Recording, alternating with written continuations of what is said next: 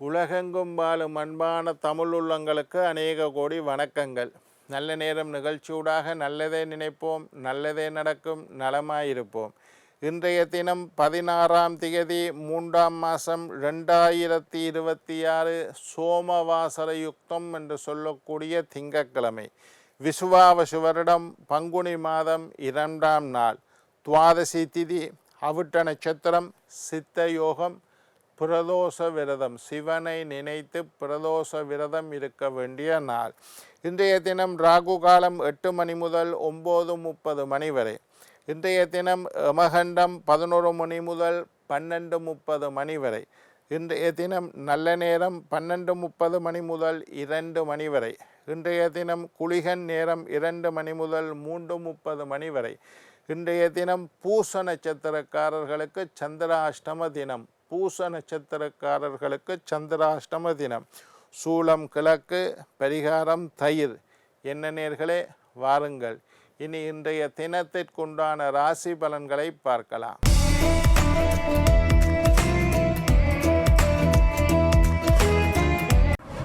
மேஷம் திறமை, ரிஷபம் மறதி, மிதுனம் எதிர்ப்பு, கடகம் நலம், சிம்மம் வெற்றி, கன்னி தடங்கள், துலாம் ஆசை, விருச்சிகம் நட்பு, தனுசு ஈகை, மகரம் சுகம், கும்பம் வரவு, மீனம் போட்டி.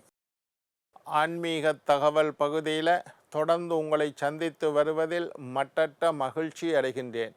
ஒவ்வொரு நாளும் ஒவ்வொரு புதிய அற்புதமான ஆன்மீக தகவல்களை உங்களோட பகிர்ந்து கொண்டு இருக்கிறேன். அந்த வகையில் இன்றைய தினமும் சில நல்ல விஷயத்தை உங்களோட பகிர்ந்து கொள்ளலாம் என்று காத்திருக்கிறேன். எங்களுடைய நிகழ்ச்சிக்கு நீங்கள் தரக்கூடிய ஆதரவு என்னை மகிழ்ச்சி அடைய செய்கின்றது. எங்களுடைய நிகழ்ச்சி சம்பந்தமாக வாஸ்து, ஆன்மீகம், ஜோதிடம் சம்பந்தமாக ஏதாவது கேள்விகள் இருப்பின் சக்தி டிவி நல்ல நேரம் நிகழ்ச்சி தயாரிப்பாளர் கீழ்கண்ட முகவரிக்கு கடிதம் மூலம் என்னை தொடர்பு கொண்டால் தொடர்ந்து வரக்கூடிய நிகழ்ச்சிகளில் தகுந்த கேள்விகளுக்குண்டான பதில்களை தொகுத்து தர காத்திருக்கின்றேன். இன்றைக்கு மனை தோஷம் என்கின்ற விஷயத்தை பற்றி பேச போகிறேன். இதுக்கு முன்னுக்கும் சில விஷயங்களை பற்றி நான் பேசியிருக்கிறேன். மனை தோஷம், மனை என்ற என்ன? வீடு என்ற அர்த்தம். வீட்டில் இருக்கக்கூடிய தோஷங்களை பற்றி, வீடு சம்பந்தமான மனை தோஷம் ஜாதகத்தில் நான் சொல்லியிருக்கிறேன். பலவிதமான தோஷங்கள் காணப்படுது. அதில் ஒரு தோஷம் மனை தோஷம். இந்த மனை தோஷம் இருந்தால் நல்ல வீடு அமையாது.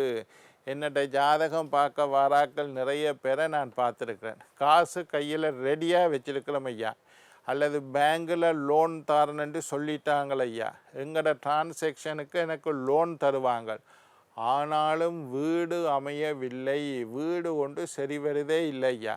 போய் பார்க்குறோம், பேசுகிறோம், சரி வர மாதிரி இருக்குது, கடைசி நேரத்தில் குழம்பி போகுது, சொந்த வீடு அமைதில்லை, எங்கள்கிட்ட வசதி இருக்குது, ஆனாலும் சொந்த வீடு ஒன்று என்னால் கட்ட முடியாமல் இருக்குது, சொந்த வீடு வாங்க முடியாமல் இருக்குது, நான் வாடகை வீட்டில் தான் கன நாளாக இருக்கிறேன். காசு இல்லாமல் இருக்கிறது வேறு விஷயம், காசு இருந்தும் என்னால் சொந்த வீடு வாங்க முடியவில்லை, நான் வாடகை வீட்டில் இருக்கிறேன். அவையோட ஜாதகத்தை எடுத்து பார்த்தா அவர்களுக்கு மனை தோஷம் உண்டு. மனை தோஷம் இருந்தால் சொந்த வீடு வாங்க முடியாது. ரெண்டாவது, சொந்த வீடு வாங்கிட்டோம், ஆனாலும் வீட்டில் ஒரே சண்டையாக இருக்குது, ஒரே சச்சரவாக இருக்குது, ஒரே பிரச்சனையாக இருக்குது. வீட்டுக்கு போனாலே சண்டை வருது, எனக்கும் மனைவிக்கும் ஒத்து வரவில்லை, எனக்கு அம்மாவோட அல்லது அப்பாவோட ஒத்து வருதில்லை, வீட்டுக்கு போனால் சகோதரர்களுக்கு இடையில் பிரச்சனை வருது. இந்த மாதிரி வீட்டில் சண்டை சச்சரவு, நிம்மதி இல்லை, திருப்தி இல்லை, மகிழ்ச்சி இல்லைன்னு இருந்தாலும் மனை தோஷம் உண்டு. வீட்டினால் தோஷம் இருந்தால் இந்த மாதிரி வீட்டுக்கு போனோன்னே மனசு சரியில்லாமல் போய்விடும். நோய், சில பேருக்கு நோய் நொடிகள் வீட்டுக்கு வந்தோன்னே நோய் நொடிகள் வருது ஐயா. வயிற்று வலி வருது, நெஞ்சு வலி வருது, ஆரோக்கியத்தில் குறைபாடு இருக்குது, நான் வீட்டை விட்டு வெளியில் இருந்தால் எல்லாம் நல்லா இருக்குது, வீட்டுக்கு வந்தோன்னே நோய் வருது ஐயா, இப்படி சொல்லக்கூடிய சில பேரையும் பார்த்துருக்கிறேன். வீட்டில் மருத்துவ செலவு அதிகமாக உள்ளது, உழைக்கிறதெல்லாம் ஆஸ்பத்திரிக்கே போய்கொண்டு இருக்குது. எவ்வளவு உழைச்சாலும் ஆஸ்பத்திரி செலவு தான் அதிகமாக இருக்குது. நான் ஒரு நாளைக்கு 2000-3000 ரூபாய்க்கு நான் மருந்து குடிக்கிறேன் ஐயா என்று சொல்லக்கூடியவர்களை கேட்டிருக்கேன். இதுவும் மனை தோஷம். வீட்டில் தூங்கினா தூங்க முடியாது, தூக்கம் கெட்டு போகும். வீட்டுக்கு போனோன்னே மனசில் பய உணர்வு ஏற்படும். தீய கனவுகள், ராத்திரி படுத்தா கெட்ட கெட்ட கனவுகளாக வருது ஐயா. எதை நினைக்கக்கூடாதுன்னு நினைக்கிறனோ அந்த விஷயமெல்லாம் கனவாக வருது. யாரை நினைக்கக்கூடாதுன்னு நினைச்சு கொண்டிருக்கனோ அவர்களுடைய நினைவுகள் கனவுல வந்து போய்கொண்டே இருக்குது. மனசுக்குள்ள ஒரு பயம், வயிற்றில் என்னமோ செய்யுது, மனசில் என்னமோ செய்யுது. வீட்டுக்கு போனோன்னு ஒரு பய உணர்வு ஒன்று இருக்குது, ஒரு துக்கம் இருக்குது. வீட்டில் நிம்மதியாக நான் இருக்க இல்லையா, நிம்மதியாக தூங்குற இல்லை. ரோட்டில் படுத்து தூங்குறவனை போங்க பாருங்க, நாங்கள் எங்கேயாவது பிரயாணம் போய்க்கல பார்ப்போம், ஒரு பிச்சைக்காரன் ரோட்டில் காலுக்கு மேலே காலை போட்டுக்கொண்டு தலைக்கு மேலே கையை வச்சுக்கொண்டு நல்லா கொரட்டை விட்டு நிம்மதியாக தூங்குவான். ஆனால் எனக்கு வீட்டில் கட்டில் இருக்குது, மெத்தை இருக்குது, ஏசி இருக்குது, ஃபேன் இருக்குது, எல்லா விதமான வசதிகளும் இருக்குது. ஆனால் நான் புரண்டு படுத்து கொண்டிருக்கிறேன். எனக்கு தூக்கம் வரவில்லை. மனசில் கவலை இருக்குது, தீராத கவலை இருக்குது. ஏதோ ஒரு விஷயத்தை நினைச்சு நான் உலட்டி கொண்டே இருக்கிறேன். இந்த மாதிரி விஷயம். வியாபாரத்தில் லாபம் இல்லை ஐயா. இந்த வீட்டுக்கு போனதிலிருந்து தொழிலில் ஒரு முன்னேற்றம் இல்லை, ஒரு லாபம் இல்லை, ஒரு அதிர்ஷ்டம் இல்லை. தொழிலில் நஷ்டத்துக்கு மேலே நஷ்டப்பட்டு கொண்டே போகிறோம் ஐயா. கடன் பிரச்சனை ஒரு அளவை தாண்டி வந்துட்டுது ஐயா. கடன் தொல்லை பெருசாக இருக்குது. வீட்டுக்கு வந்தால் நிம்மதி இல்லை. இந்த மாதிரி சொல்லக்கூடிய வீட்டில் காசு தங்குதில்லைன்றது ஒரு பெரிய பிரச்சனை. அதுக்கு நிறைய பரிகாரம் நான் சொல்லியிருக்கேன். எவ்வளவோ உழைச்சிட்டு வாரன் ஐயா, கை நிறைய சம்பாதிக்கிறேன், கஷ்டப்பட்டு முழுமையாக முயற்சி செய்கிறேன், காசு தங்குதில்லை. கையில் காசு வந்தால் செலவழிஞ்சு கொண்டே போகுது. இந்த வீட்டில் காசை சேர்க்க முடியுதில்லை, காசு சங்குறதில்லை. வீட்டுக்கு பெரியவர்கள் வரமாட்டார்கள், உறவினர்களை கூப்பிட்டா வரமாட்டினோம். ஒரு நல்ல பெரிய ஆக்கள் வீட்டுக்கு வந்து போகிறது குறைவாக இருக்குது. சில பேர் இதுவும் ஒரு தொல்லை, வீட்டுக்கு விசிட்டர்ஸ் வருகினம் இல்லை. அந்த ஏதோ வாரண்டினும் நாளைக்குண்டினும் நாளண்டைக்கினும் ஞாயிற்றுக்கிழமைண்டினும் கடைசி மட்டும் வரமாட்டார்கள். வீட்டில் மீன் வளர்க்குறேன், 4 மீன் வாங்கிட்டு போய் போட்டேன் ஐயா. நல்ல சாப்பாடெல்லாம் போட்டேன், நல்ல தண்ணியெல்லாம் மாற்றினேன், எல்லாம் செஞ்சேன். ஆனால் மீன் செத்து போகுது. வீட்டில் நான் வாங்கிட்டு வர மீன்கள் எல்லாம் அடிக்கடி செத்து போகின்றது. மீன் வளர்க்குறாக்கள் சொல்லுற குற்றம் இது. ஆடு, மாடு, நாய், கோழி, உயிர்களை, பிராணிகளை, செல்ல பிராணிகளை வளர்த்தால் அந்த பிராணிகள் இறந்து விடுகின்றன. 45,000 ரூபா கொடுத்து நல்ல லெப்ரோடாக் கொண்டு வாங்கிட்டு வந்து வச்சேன் ஐயா. 2 மாதம்தான் இருந்தது. என்ன நடந்ததுன்னு தெரியாது. டாக்டர்கிட்ட எல்லாம் போய் காட்டினேன், ஊசி போட்டேன், செத்து போச்சு. ஆடு மாடு அடிக்கடி செத்து போய்கொண்டே இருக்குது. இதெல்லாம் மனை தோஷம்.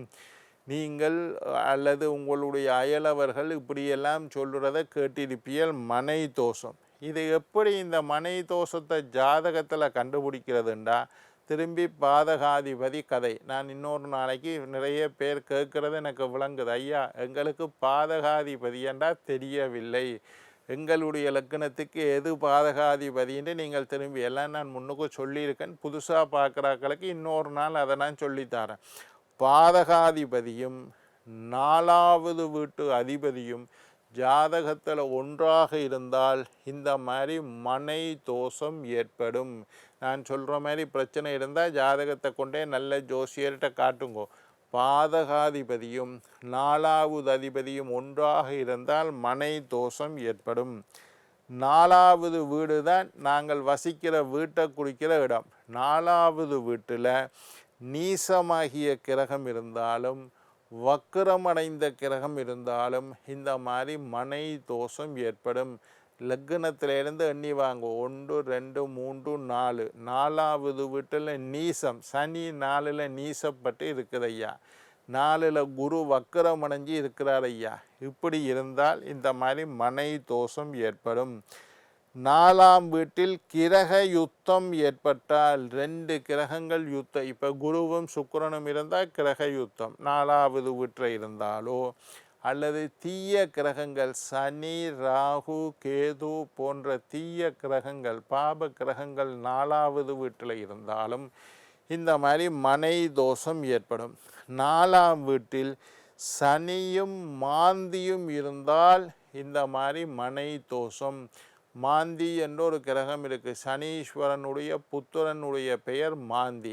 அப்பாவும் பிள்ளையும் சனியும் மாந்தியும், சனி அப்பா மாந்தி பிள்ளை 2 பேரும் சேர்ந்து 4வது வீட்டில் இருந்தால் உங்களுக்கு மனை தோஷம். வீட்டில் பிரச்சனை, சிக்கல், குழப்பம், சஞ்சலம், சபலம், தடுமாற்றம்.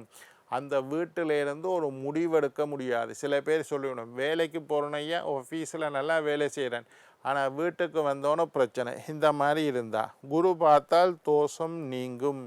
இதுக்கு என்ன பரிகாரம் என்றது இன்னொரு நிகழ்ச்சியில் சொல்லித்தாரேன். என்ன நேர்களே, நாளை மற்றொரு நிகழ்ச்சியில் உங்களை சந்திக்கும் வரை உங்களிடம் விடைபெறுவது உங்கள் ஜோதிட சித்தர் டாக்டர் ராஜராஜ குருக்கள்.